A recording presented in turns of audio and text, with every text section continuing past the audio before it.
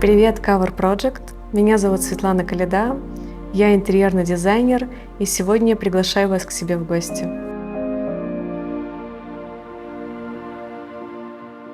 История этого дома — это история про любовь с первого взгляда. Мы искали недвижимость, не было какой-то прям четкого места или образа. И когда я увидела архитектуру, такой очень современный дом в прибалтийско-скандинавском стиле, я сразу поняла, что это вот прям то, что я хочу и то, что мне нужно прямо сейчас. Мы стали узнавать больше, выяснилось, что дом находится в очень живописном месте, недалеко от водохранилища Вячи, прямо в лесу. Дом спроектировали литовские архитекторы. Изначально он планировался двухэтажный, но когда возвели 2 этажа, архитекторы поняли, что он немного низковат для того ландшафта и участка, где будет располагаться. Поэтому было принято решение добавить еще 1 этаж, но не полноценный прям, потому что он и так оказался просторным. Возвели еще половину этажа, а вторую часть сделали эксплуатируемой террасой.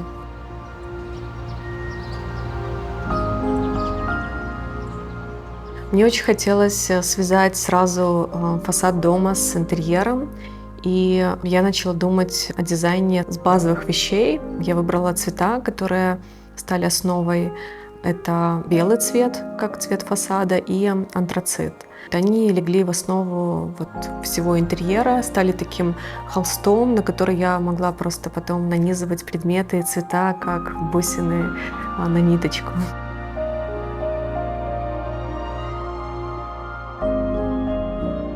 Пожалуй, самым лучшим архитектурным решением и такой доработкой дома, если можно так сказать, это стала переделка окна в гостиной.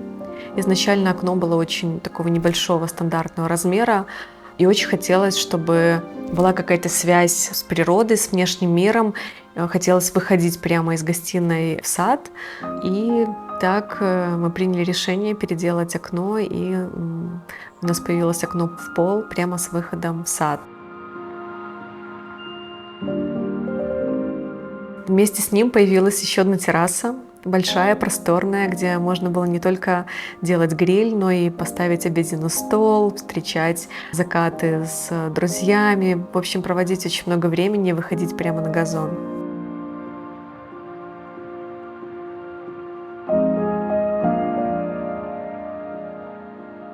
Общая площадь дома 270 квадратных метров и 3 этажа пространства. Первый этаж — это такая совмещенная большая зона, где есть кухня, столовая и гостиная. Также есть 2 террасы. На одну из них мы выходим из кухни, и на вторую с видом на сад — это выход из гостиной. Также на первом этаже есть санузел и гостевая комната. Второй этаж — это такая приватная зона, master bedroom, детская комната, ванная комната и просторная гардеробная. Вот эта зона — это лестница, которая соединяет первый этаж, второй и третий.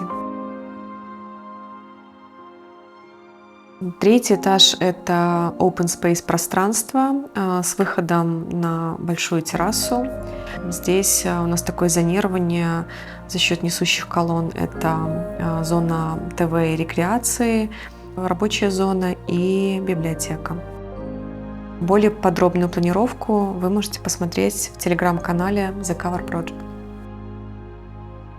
Один из самых сложных архитектурных элементов, над которыми сразу пришлось думать и работать, это была лестница, которая связывала 3 этажа. При этом я хотела, чтобы это была очень какая-то легкая воздушная конструкция. С другой стороны, это, конечно, про безопасность и высоту. Но у меня было такое четкое представление, как это должно быть. Какое-то время искала исполнителей, но по факту мы смогли это реализовать. И ступени очень легкие, воздушные, они открытые. Но за счет очень тонких и глухих перил, которые выкрашены в белый цвет, они, по сути, просто обрамляют, как направляющая, которая тебя ведет вверх-вверх.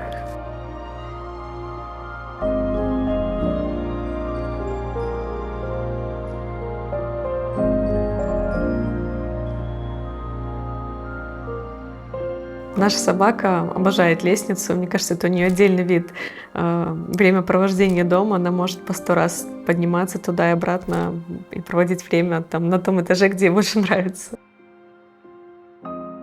Вообще, кто видел этот интерьер вот из первых фотографиях или на страницах журнала «Интерьер плюс дизайн», обращает внимание на то, что дом очень сильно изменился за последнее время. Так и есть, потому что изменилась я. И когда я только начинала работу с интерьером, я очень сильно увлекалась голландским дизайном, Марселем Вандерсом. Вот. Но в какой-то момент я поняла, что я больше по душе, да, и по натуре я тяготею к скандинавскому дизайну. И чем больше я погружалась в датский дизайн, тем больше хотелось мне его видеть у себя дома. Я понимала, что это вот полностью моя эстетика. И поэтому какие-то предметы со временем мы заменили. Например, мы заменили барные стулья, которые изначально тоже были голландского бренда Муи. Я заменила их на датский бренд Хей. Вообще Хей я очень люблю. Если пройтись по всему дому, наверное, на каждом этаже есть какой-то предмет этого бренда. Он достаточно такой легкий, очень простой, в то же время очень функциональный, нетребовательный. И мне вот он за эту простоту очень нравится.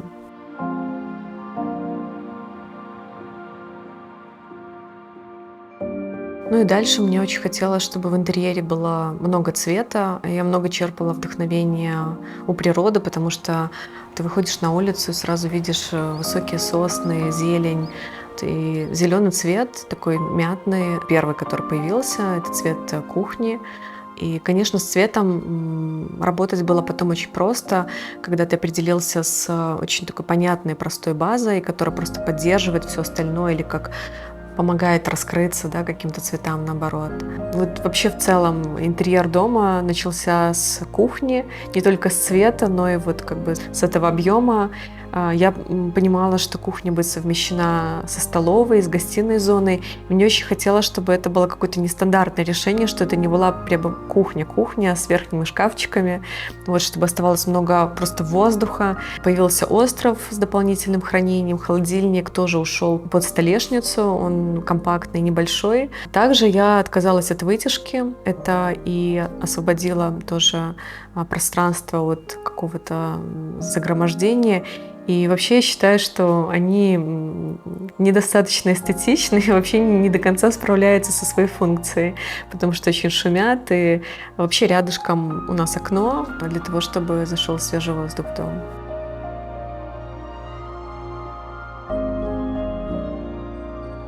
Очень особенное и важное место занимает обеденный стол. Это стол голландского бренда Муи.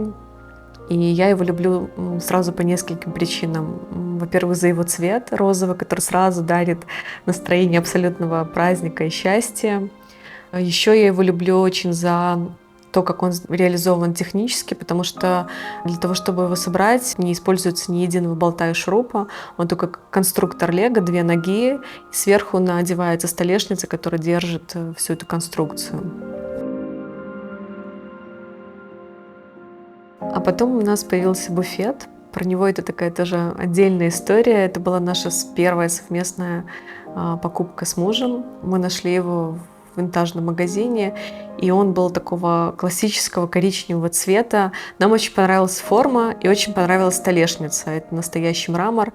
Вот, я понимала, что он в таком виде, в таком цвете, конечно, не может быть в интерьере дома, поэтому мы его вместе с реставратором разобрали и перекрасили в такой глубокий нейви цвет с глянцевой фактурой. Столешницу сохранили родную, и, пожалуй, это один из самых любимых наших предметов дома.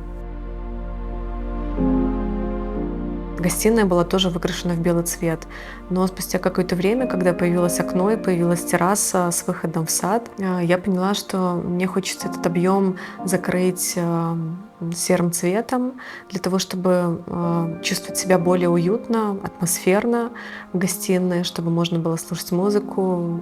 Для этого вот мне захотелось, чтобы комната прям обнимала тебя. В гостиной мне хочется рассказать про 2 предмета. Это моя любимая овечка, это кресло In Tradition, это Little Petra. Я его обожаю, и вообще, мне кажется, каждой девушке просто важно и нужно иметь такую овечку дома, чтобы по несколько раз на день иметь эту тактильную терапию, выпасать ее, гладить, трогать. И еще один предмет, даже, это не предмет, это арт, это работа Кирилла Басалаева, которую я привезла из Москвы. Работа называется «Облако» или «Место, где хранится все самое ценное». Оно так и есть, потому что дом, мне кажется, это то место, где хранится все самое ценное, наши воспоминания, наши какие-то мечты и планы. И она занимает в гостиной такое центральное место на стене над диваном.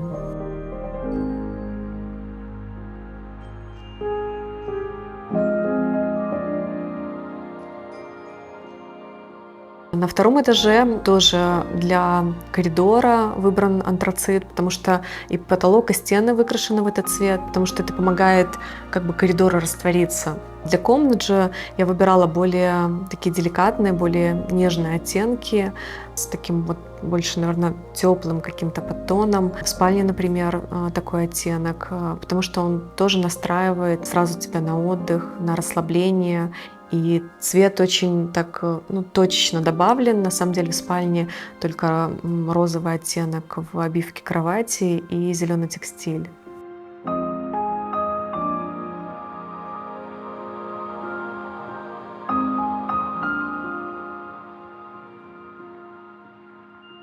Третий этаж получился таким невероятно творческим, потому что больше всего времени я провожу именно там, когда работаю над проектами, когда создаю новые дизайны. Там же появился и первый предмет на дизайн, это стол был стейбл. Вообще первые эскизы этого стола привезла после учебы в детали, сама того не понимая, делая какую-то домашку. И я привезла этот эскиз, и он у меня был в библиотеке. В какой-то момент во время ковида я перебирала какие-то свои архивы и увидела эти эскизы. Это была целая серия предметного дизайна, основанная на шарах. Вообще я очень люблю эту геометрическую форму, шар, круг. И когда я создавала этот предмет, я думала о том, с одной стороны, чтобы это был очень такой творческий, дизайнерский предмет, а с другой стороны, я хотела, чтобы люди, которые будут выбирать себе этот предмет в свой интерьер, они становились соавторами его. И ножки, которые состоят из шаров, они могут быть нескольких размеров в зависимости от размера столешницы. У меня есть коллекция обеденных столов, рабочих, либо же это кофейные столы. Есть в коллекции больше 20 цветов, которые идеально между собой сочетаются. И даже человек, который не в дизайне, он очень легко может выбрать эмоционально, интуитивно свои цвета. И оно, как правило, так и происходит. Повторов практически не существует. Мы все очень разные. Каждый человек выбирает эмоционально свой цвет.